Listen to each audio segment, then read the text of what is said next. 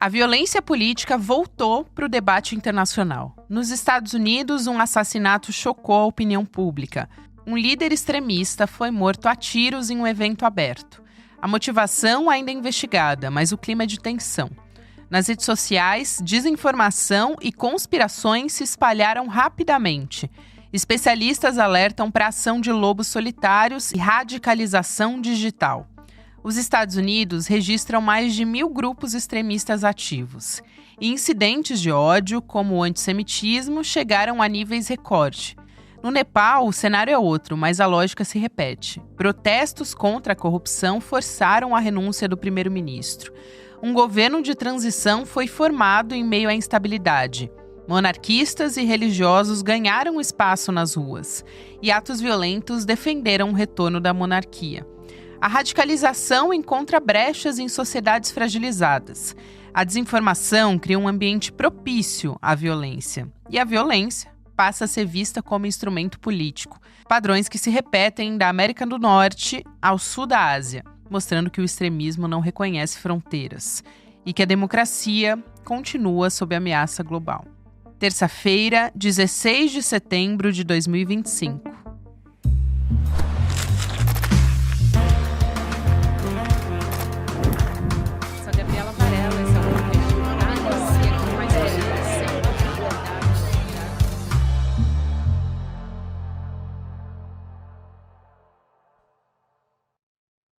Olá, seja muito bem-vindo, seja muito bem-vinda. Eu sou a Gabriela Varela, esse é o VideoCast em Detalhes que está começando e aqui você já sabe, sempre com um convidado ou uma convidada, a gente vai analisar uma temática, uma notícia importante do momento. A gente ainda está falando dos desdobramentos da condenação do Jair Bolsonaro e também de acontecimentos, de movimentos que continuam ao redor do mundo todo. E eu vou conversar com o professor Castro Rocha. Professor, é sempre um prazer conversar contigo, professor Castro Rocha, que é nosso companheiro aqui do ICL, nosso colunista, escritor, historiador, professor de literatura comparada, enfim, sempre trago aqui um pouquinho do seu currículo, porque é bastante vasto, professor, um prazer. Igualmente, Gabriela, sempre uma alegria grande conversar com você e com a nossa audiência.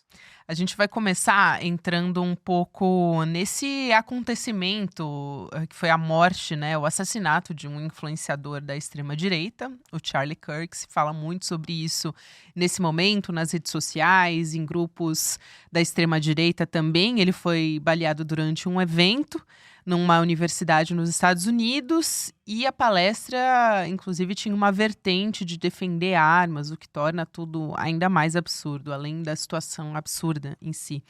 E ele tinha falas bastante extremistas, era um supremacista branco, enfim, um frequentador assíduo também do resort do Trump na Flórida, né, Mar-a-Lago, onde ele discutia estratégias políticas. Era um personagem bastante importante para o Donald Trump e também para essa ala dos republicanos. E tudo isso, professor, desencadeou numa série de, vamos dizer assim, teorias da conspiração nas redes sociais, a partir da morte dele, né? E a extrema-direita também querendo transportar um pouco uma suposta ameaça da esquerda contra a extrema-direita aqui no Brasil. Eu te pergunto se essa é uma estratégia nova por parte da extrema-direita ou se é uma coincidência que esse grupo enxergou como uma oportunidade. Vamos lá, Gabi. Caso tão difícil, não é? Sim. Não é uma estratégia nova. Para que nós compreendamos de fato o que está acontecendo no mundo hoje, nós precisamos, como eu sempre proponho, dar um passo atrás e entender que a lógica interna da extrema-direita implica uma radicalização contínua, progressiva e sem nenhuma interrupção. Isso gera, Gabi, um problema muito sério de estrutura. Eu vou tentar ser o mais claro possível para a nossa audiência. Se eu conseguir ser claro, nós deciframos 85% da potência, mas do limite da extrema-direita. Vamos lá. A extrema-direita, ela tenta inventar algo impossível, que é um sistema que não tem feedback negativo. O que é feedback negativo? É muito simples. Todo sistema, quando digere, quando alguém se alimenta, precisa digerir e precisa processar o alimento. Ninguém pode se alimentar o tempo inteiro sem parar. é preciso, em algum momento, o feedback negativo é a interrupção do fluxo de informação, para que a informação que já existe seja processada. Não existe sistema que apenas tenha feedback positivo, isto é, radicalização contínua, progressiva, sem nenhuma parada. Todo sistema precisa, em algum momento, parar, interromper o fluxo, processar o que já existe para depois continuar. Isso é o chamado feedback negativo. Sem feedback negativo, qualquer sistema entra em colapso. Isso, na verdade, é uma formulação brilhante de um antropólogo que é muito importante para compreender as redes sociais, que é o Gregory Bateson, e que, aliás, uma brilhante jovem professora brasileira o utiliza muito para pensar o Brasil de hoje, que é a Letícia Cesarino. Certamente vocês já Excelente. conversaram com ela. Qual é o problema da extrema-direita? A extrema-direita quer inventar um sistema sem feedback negativo. É radicalização o tempo todo. É uma escalada aos extremos sem interrupção. É uma violência simbólica contínua. Gabi, isto não é possível para a condição humana. Se você mantiver essa escalada de violência, o que é que tem que necessariamente acontecer desde que o hominídeo se tornou Homo sapiens? É algo das mais arcaicas da condição humana, Gabi. Quando a violência cresce, cresce, cresce, ameaça explodir e desagregar todo um grupo social, só se resolve o problema quando a violência é toda canalizada contra um bode expiatório, uma única pessoa do grupo. As redes sociais são o maior paradoxo da humanidade, porque, ao mesmo tempo, as redes sociais só são possíveis porque elas possuem a mais avançada tecnologia de comunicação jamais criada, que é a internet, é o mundo digital, que permite uma impossível simultaneidade. Nós assistimos ao vivo os acontecimentos terríveis do Nepal.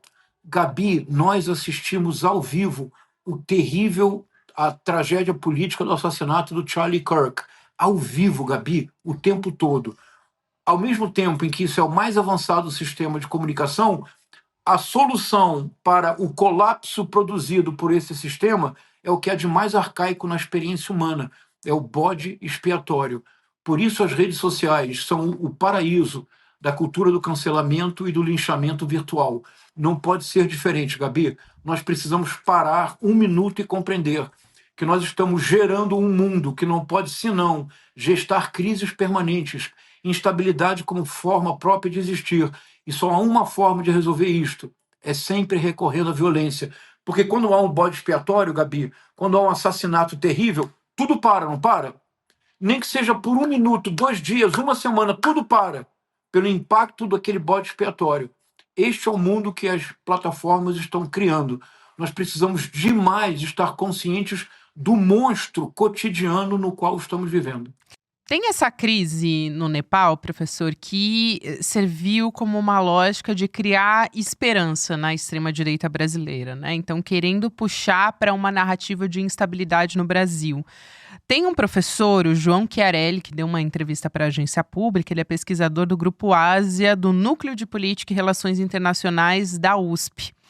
E o João Chiarelli, ele ressalta o seguinte, que apesar da participação popular expressiva no dia 7 de setembro, brasileiro, ela foi menor do que as outras participações populares dos movimentos bolsonaristas nos anos anteriores, que é algo que o senhor chamou a atenção também. Então, ele diz, precisa a todo momento botar lenha nessa fogueira para que o movimento não se perca. Corrobora com essa avaliação que o senhor acabou de fazer.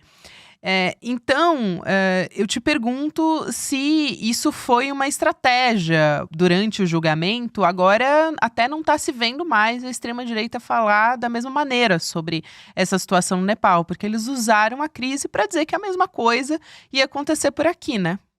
De fato, Gabi, a estratégia não é nova. Se nós fizermos um pequeno esforço de memória, nós recordaremos que, se eu não me equivoco, em 2019, uma ativista que era muito vocal, muito extremista, muito bolsonarista, a Sarah Winter, que hoje já até abandonou o bolsonarismo e deixou o país, fez um acampamento que era uma coisa espantosa, porque havia tochas iluminando num aspecto místico e que prometia que a única solução para o Brasil era a ucranização e ameaçava atacar os ministros do Supremo Tribunal Federal. Isso foi ontem, por assim dizer.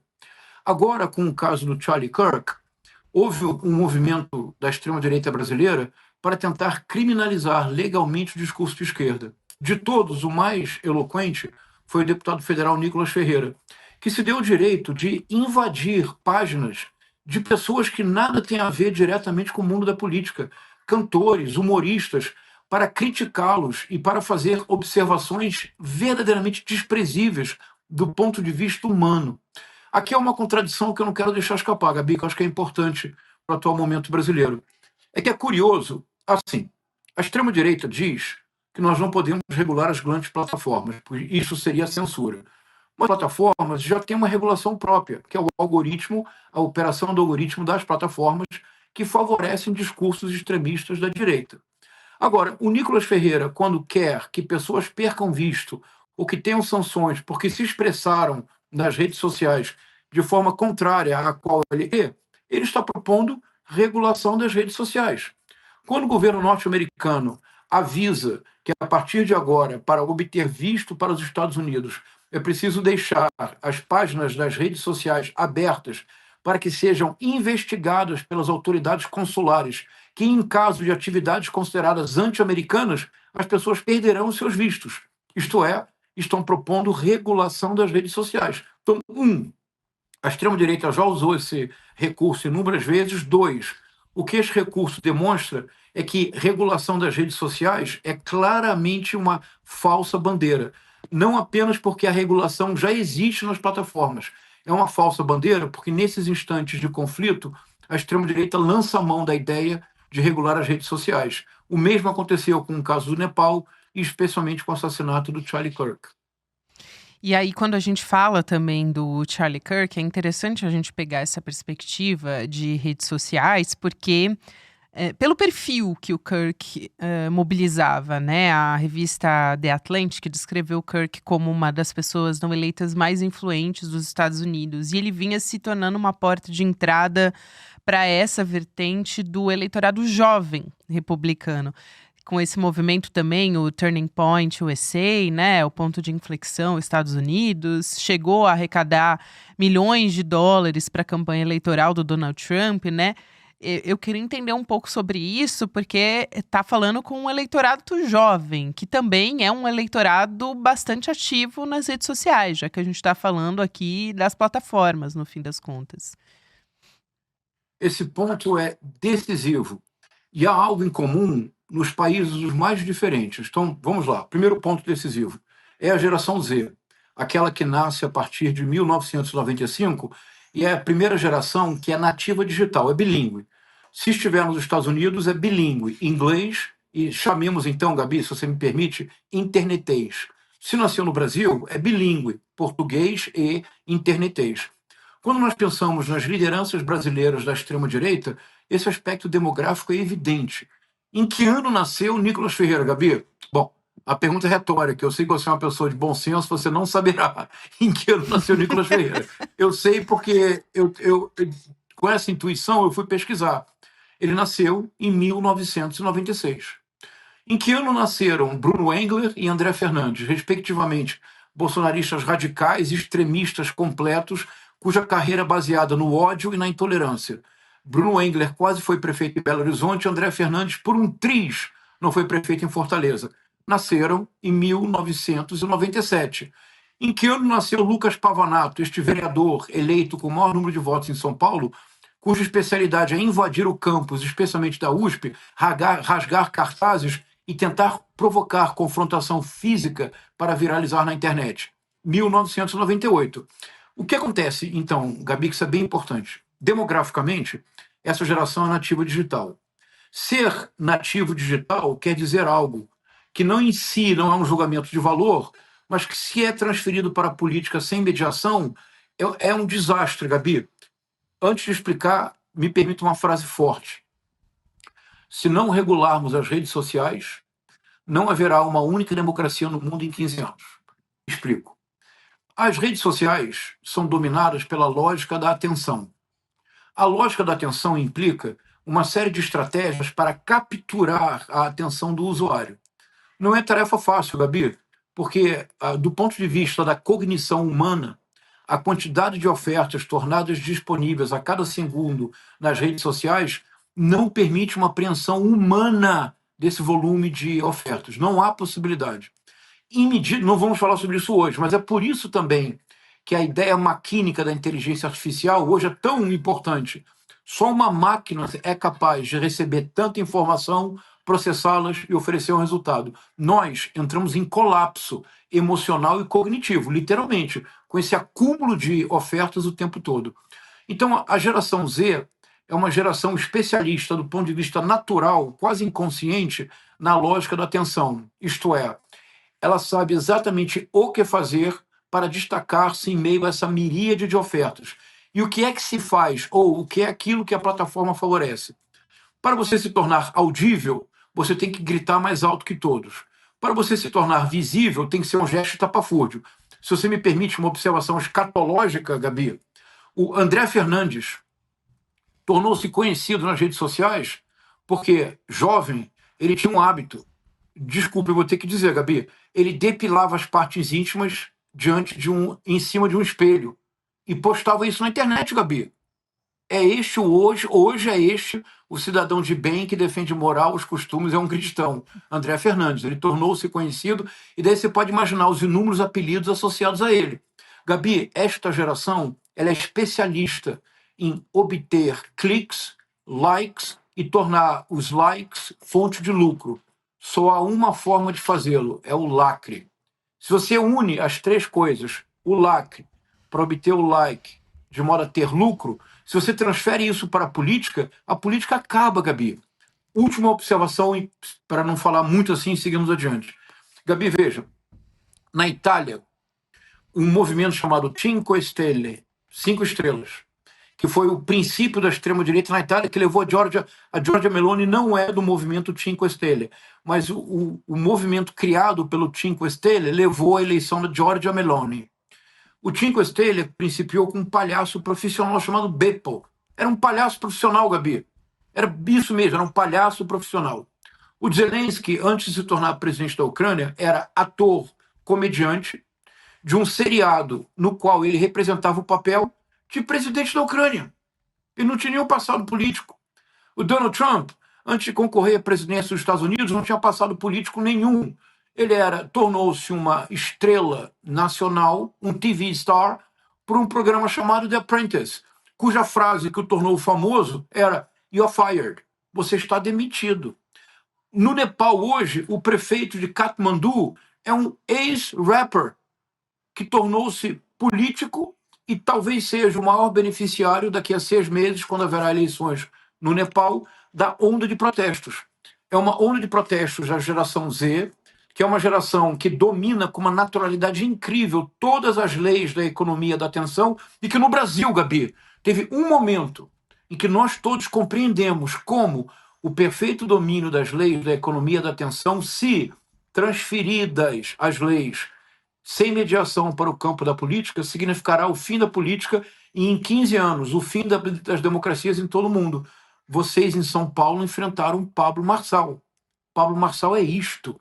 É a geração Z chegando ao poder pela manipulação das regras, das leis da atenção, da economia da atenção e, sobretudo, com apoio direto ou indireto das grandes plataformas. É isto o que, de fato, estamos enfrentando. É isto o que Nicolas Ferreira está tentando fazer com o caso do Charlie Kirk.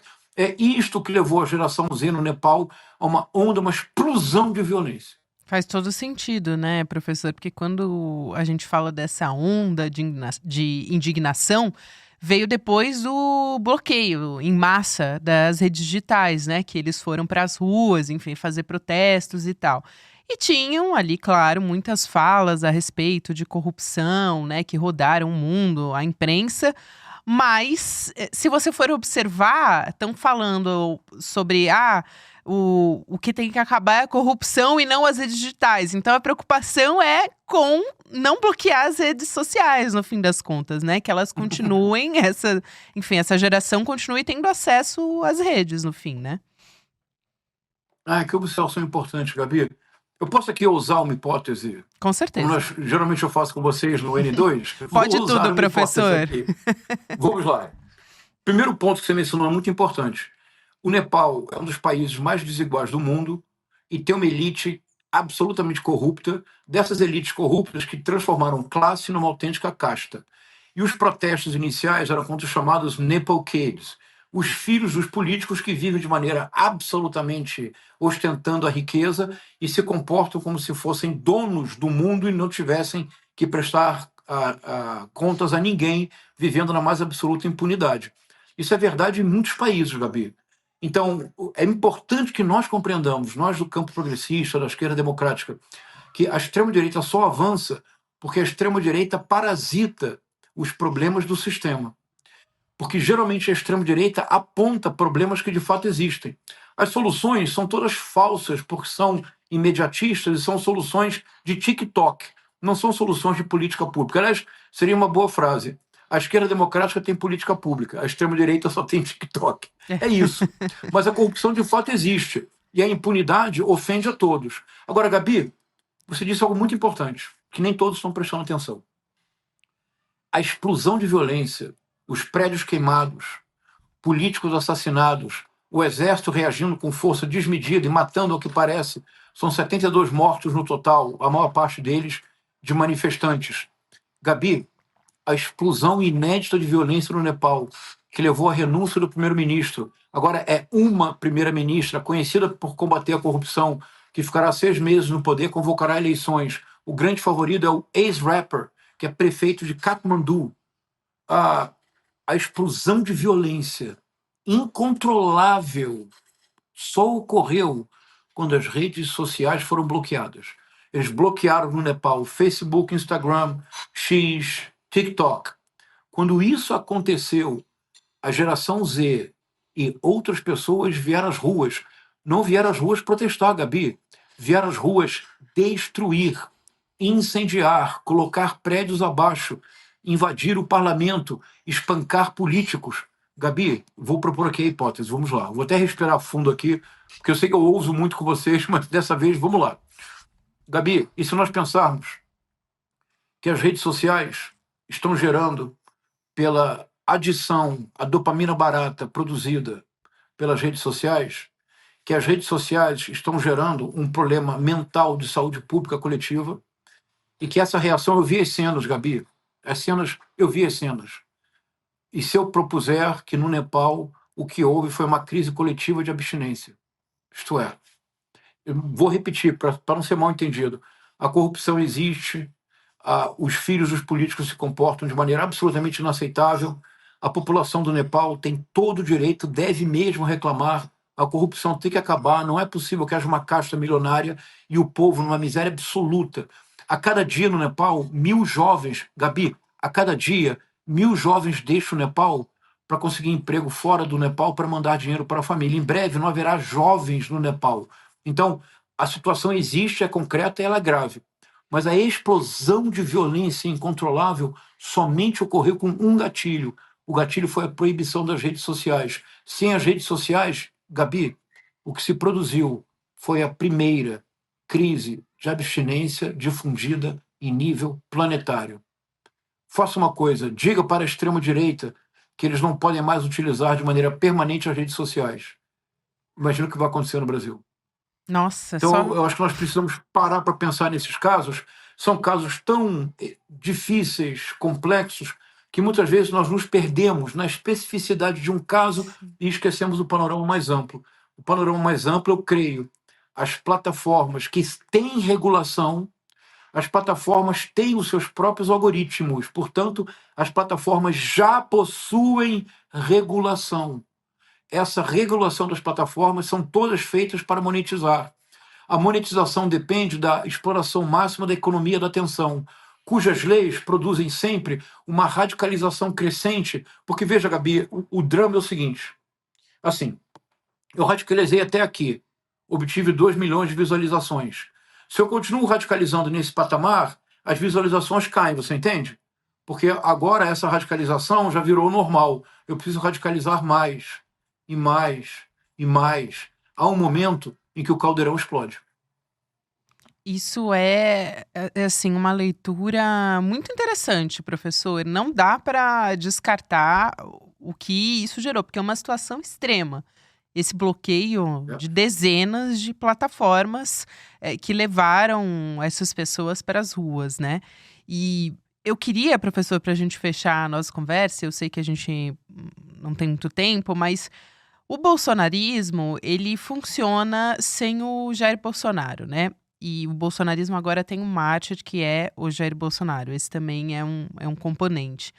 Pela experiência que o senhor tem acompanhando a extrema-direita no mundo, vendo como é que esses grupos têm se alinhado mundialmente, a gente tem o Eduardo Bolsonaro como um agente até para também estar alinhado com tudo isso, mas os bolsonaristas aprenderam muito com Steve Bannon, por exemplo, nos Estados Unidos. Como é que a senhora avalia que a extrema-direita se movimenta a partir de agora? Ah, a minha impressão é que a extrema-direita sofreu um baque muito grande, nem tanto com a condenação do Bolsonaro. Uhum. A condenação do Bolsonaro poderia representar para o bolsonarismo um ponto de aglutinação de forças. Assim como, por exemplo, se nós fizermos um paralelo, 2012 foi o ano mais próspero para o PT em termos de eleição. O PT teve o maior número de votos da sua história e foi o partido com o terceiro maior número de prefeitos da sua história, algo que era impensável para o PT no nível municipal. Ficou atrás apenas do PSDB e PMDB. Em 2016, Gabi, o PT teve o seu pior ano eleitoral. De cada 10 eleitores que o PT tinha tido em 2012, ele perdeu 6. Ele foi reduzido a 40%.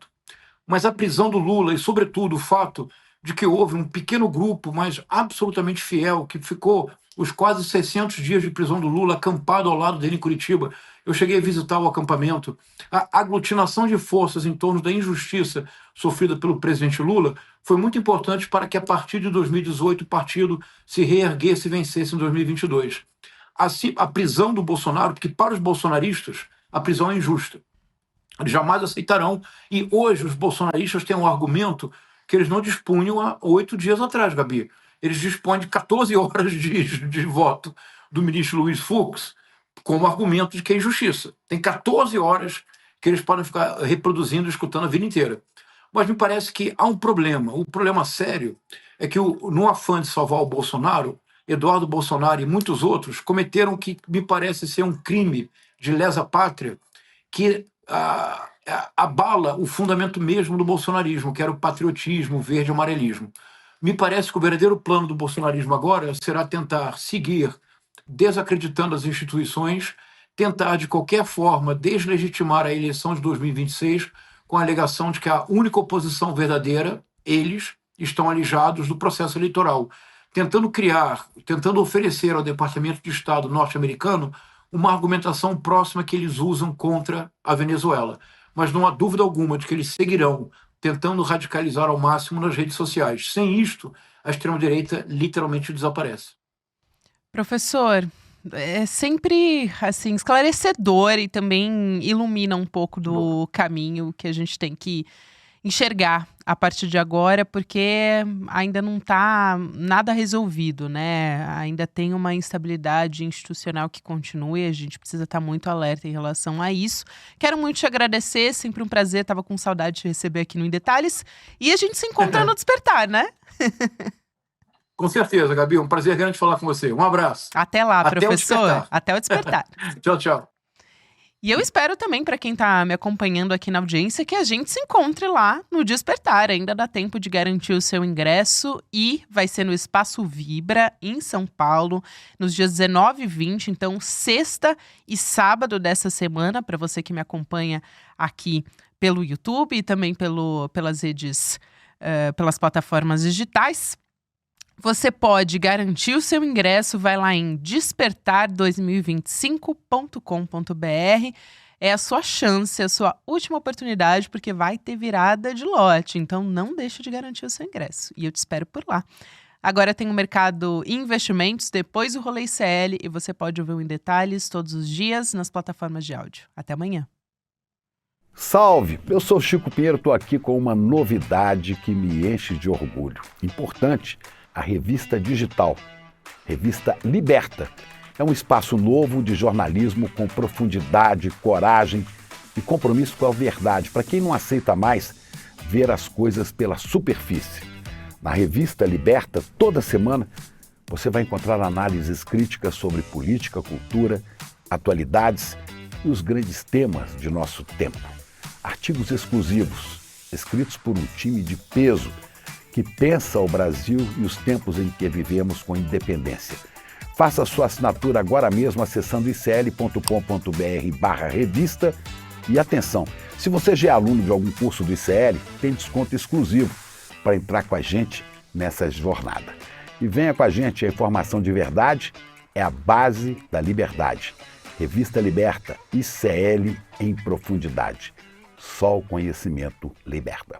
Olá, eu sou a Juliana Baroni e tô aqui para te fazer um convite. Toda terça-feira às 19 horas tem o Precisamos Conversar, um programa de debates feminino. A gente tem que ver, tem que analisar. Ninguém tá querendo defender causas. Elas defendem algo até a página B. Foi mais ou menos uma cama. Aqui no Instituto Conhecimento Liberta e também nos canais do Eduardo Moreira. Então, você não pode perder. Um beijo, até lá!